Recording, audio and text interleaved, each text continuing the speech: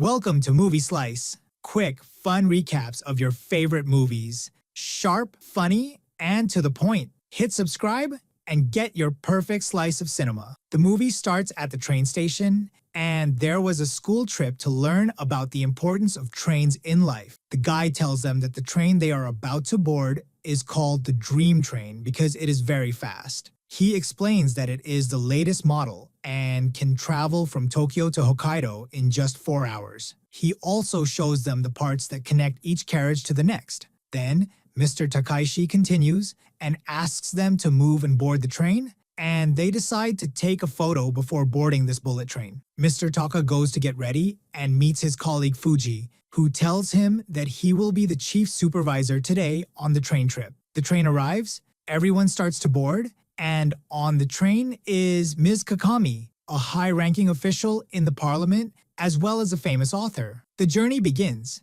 and as expected, things are about to get crazy. In the control room, they are surprised by a phone call. The operator answers, "Welcome, do you need to book a trip?" He replies, "No, I brought you a gift today." He tells her he planted a bomb on the Hayabusa 60 train heading to Tokyo and that the bomb will explode if the speed drops below 100 kilometers per hour. He continues, explaining that the bomb is similar to the one planted on the cargo train number 2047. After giving them this terrible news, he hangs up. They immediately contact the head of Aomori Station, telling him to act quickly because Hayabusa 60 is in danger. Before he can finish, the train explodes because it slowed down as it entered the station. In a split second, chaos erupts, and everyone gathers to see the disaster. They remember a previous incident with train number 109 because it was exactly like this. They contact all the stations to warn them that the bullet train is in danger. Quickly,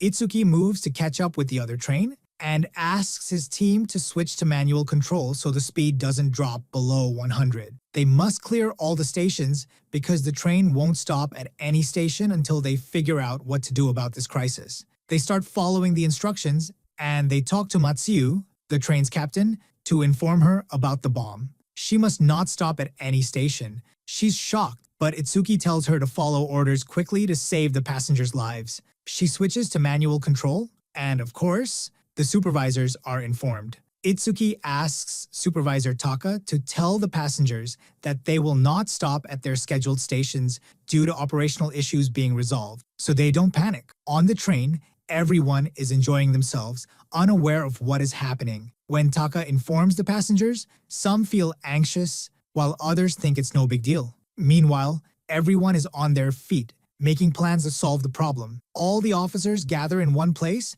and the investigator starts his work. They begin evacuating all stations. Soon, the bomber calls and speaks to the leader Yoshi, demanding a ransom. In exchange, he will tell them how to stop the bombs. The criminal wants 100 billion Japanese yen, and he wants it ready before they reach Tokyo Station. While they complain about how hard it is to collect such a sum, the criminal suggests they ask every person in Japan to pay 1,000 yen, making it easier to gather the amount. He hangs up without saying goodbye. There is no solution except for the country's top officials to intervene. Sasaki arrives, an advisor to the Prime Minister. He tells them they mustn't give in because this is a test of their abilities. He also asks Itsuki to tell the passengers the truth about what's happening and not to lie to them. Nobody likes this suggestion, but Sasaki insists, saying they must find a way to expose the criminal quickly. These are government orders. Taka informs the passengers, and fear and chaos grip the passengers, and they argue with Taka. The criminal calls again, accuses them of not raising the ransom since he heard the announcement,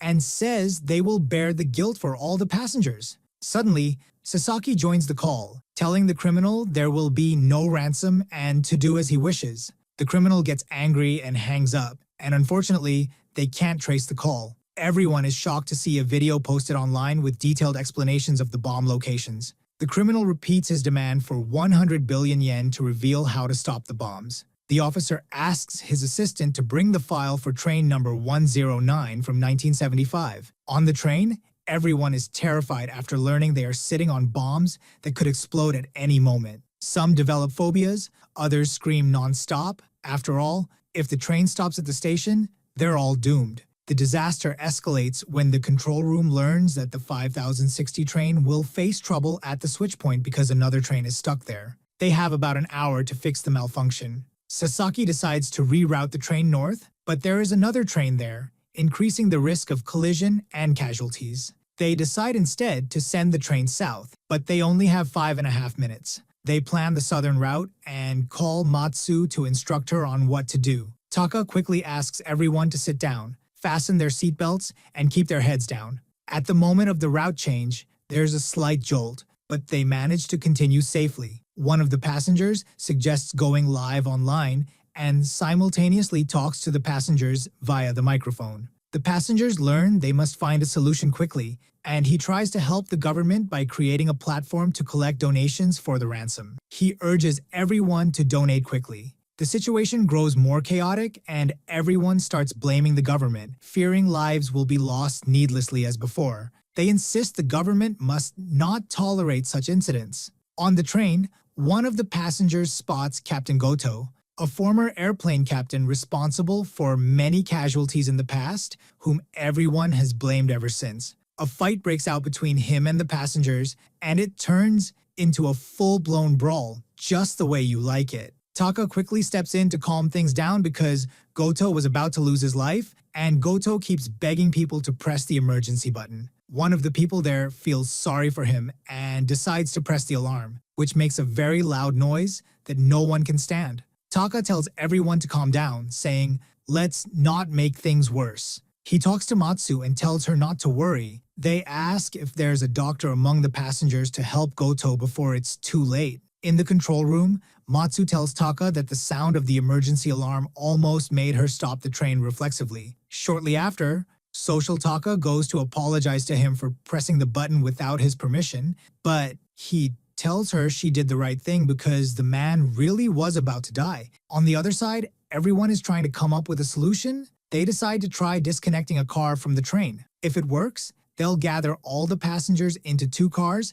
and separate them from the rest of the train. But the stubborn Sasaki doesn't buy into the plan, though no one pays him much attention. They start informing Taka about what they're going to do, and everyone is overjoyed because the rescue plan is about to begin. Taka also asks if there's an electrician among the passengers. Sheena gives her husband a slap and tells him to wake up, that this is his chance to prove his skills, even though he's just a modest electrician. Meanwhile, Fuji asks the passengers to move to the other cars. They start bringing the 2 trains closer together and begin transferring equipment by rope to the other train. The maintenance crew starts giving instructions to disconnect the cars, and they succeed. Taka continues the mission and disconnects the couplings, and indeed, they manage to separate the car from the train. Suddenly, the car explodes, which means the plan failed because the bombs are in all the cars, but Kasaki tries to think of an alternative plan and approaches 5060 train and transfer all the passengers to it.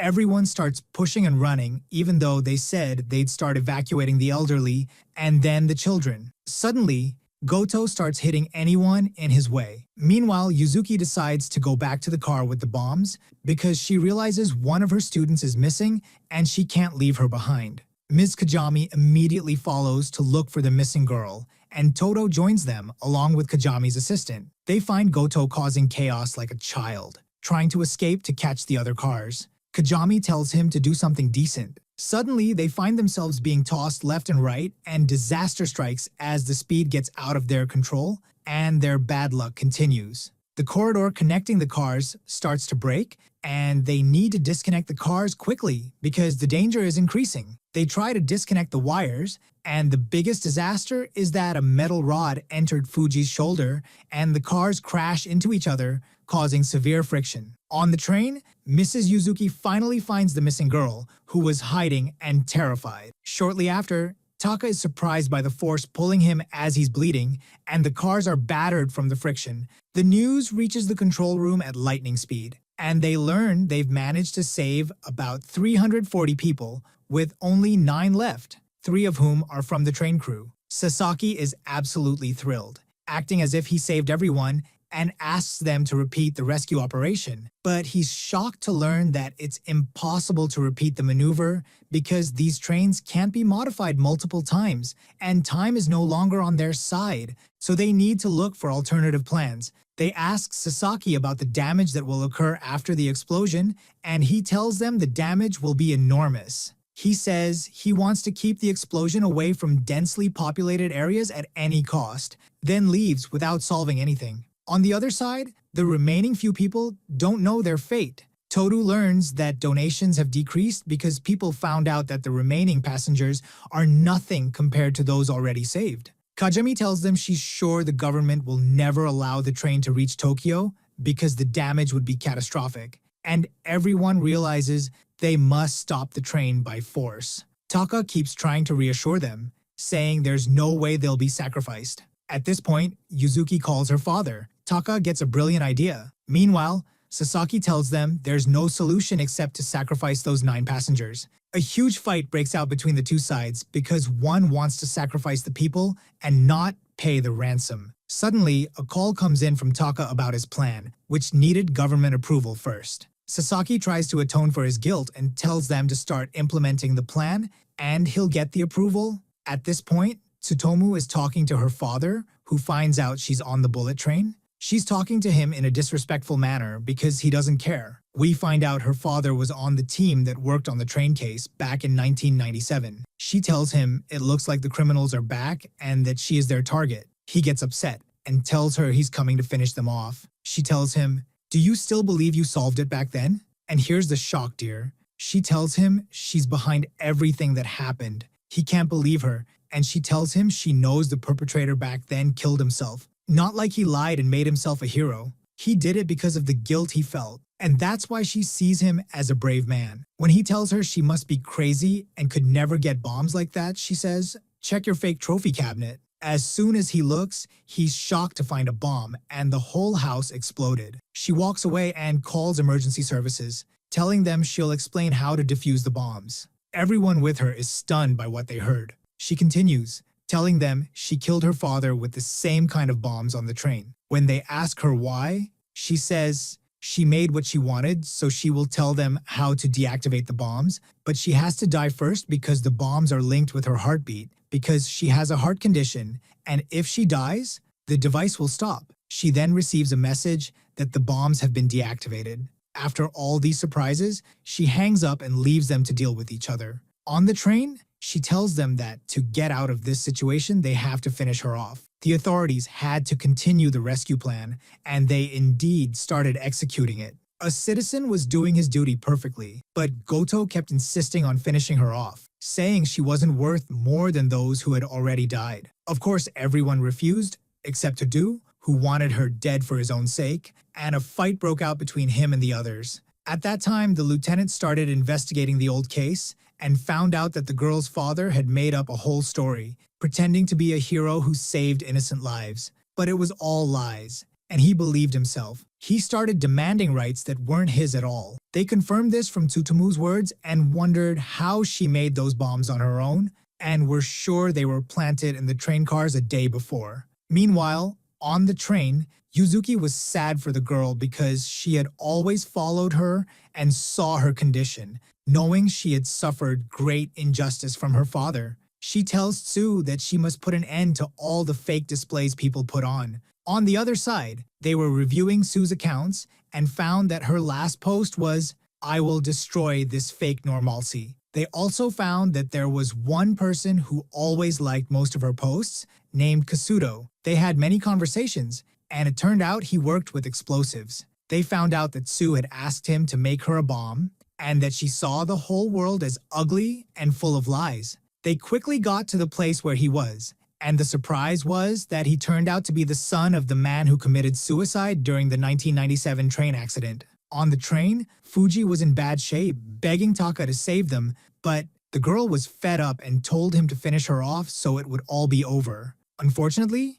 Taka couldn't do it. In the control room, they realized they couldn't reconnect the railway lines and had no choice but to tell Taka to try his best to save the lives with him and also try to stop Tsu. But unfortunately, he couldn't do that either. Instead, He hugged her and cried because he genuinely felt sorry for her due to the injustice and oppression she had faced. On the other side, the investigation started with that guy, and he told them about Sue, saying her father abused her because she was a girl, not a boy, and he did the same to her mother. We also learn, dear reader, that during the train accident, her father was supposed to arrest the criminal who wanted to blow up the train, the criminal being the father of the boy who helped her make the bombs. At that time, the man felt guilty and killed himself, but Sue's father took advantage of the situation and claimed he was the one who stopped him, making himself look like a hero. That's why the guy helped the girl, to take revenge for his father against hers.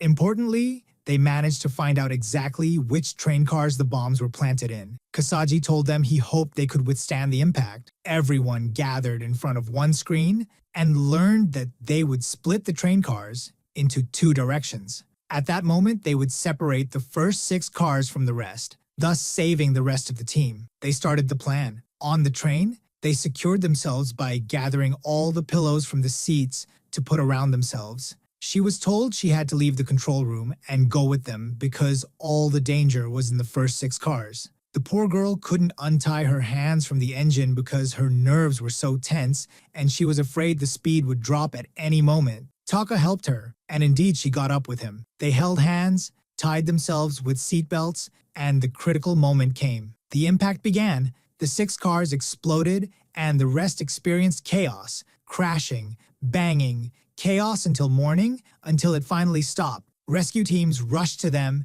and managed to reach the victims. No one could believe they had saved the people, and there were no casualties among them. They took the girl alone and asked her if she felt regret, telling her that the world isn't as ugly as she saw it and that there are many good and conscientious people. Taka went to check on her. If you enjoyed the video, don't forget to subscribe to the channel and hit the notification bell to get more new videos.